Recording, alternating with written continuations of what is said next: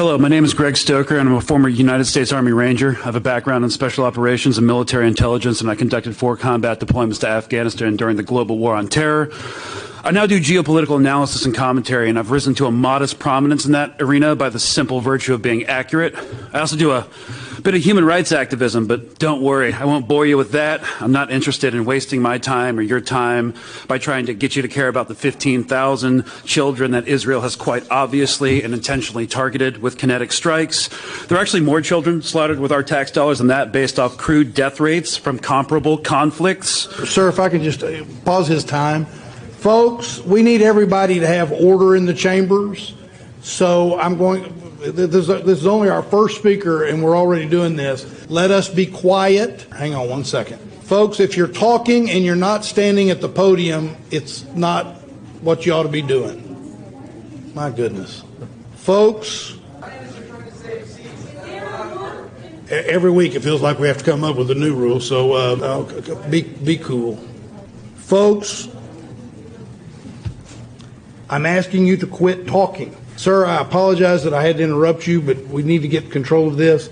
Your time, it didn't cost you any time, so please continue.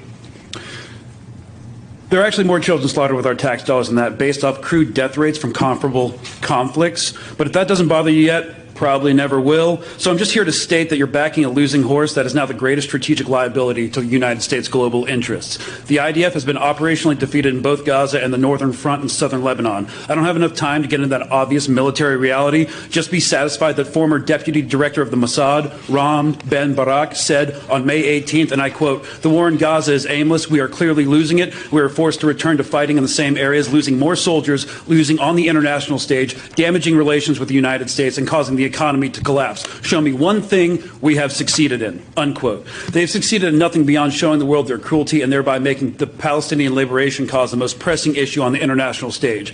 Israel will continue to be isolated and will become a pariah state. The question is, when will you do what you can to pressure the Biden administration to stop this madness for our own selfish interests? Because of this catastrophe and absolute failure in leadership from politicians on both sides of the aisle, the world is turning against us. Mohammed bin Salman, Crown Prince of Saudi Arabia, our traditional ally in the region, is for the first time in 20 years traveling to Iran to begin repairing relations with that regime. Non-Western countries are now looking to China with its massive Belt and Road Initiative, and Russia, recently vindicated by its inevitable victory in Ukraine, for alliances and leadership. While our hypocrisy about Western values, human rights, and the rule of law is plain for all to see, there will be irreparable consequences for American interests because of this.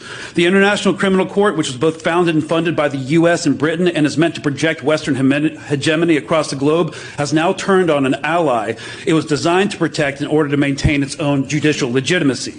And we are now trying to discredit the ICC when the ICC was vital for declaring Putin a war criminal and thereby giving casus belli for us expanding the war in Ukraine. Our global institutions are crumbling, and because of it, we're going to lose out to China. We're going to lose out to Russia and BRICS. And for what? If you care about that, not the children, not the civilians, you should probably do something about it. Israel has already been strategically defeated. Why are we going down with it? I'll be back after summer recess to say, I told you so. Stop the killing and the madness. Ceasefire now. It's the only way forward for us.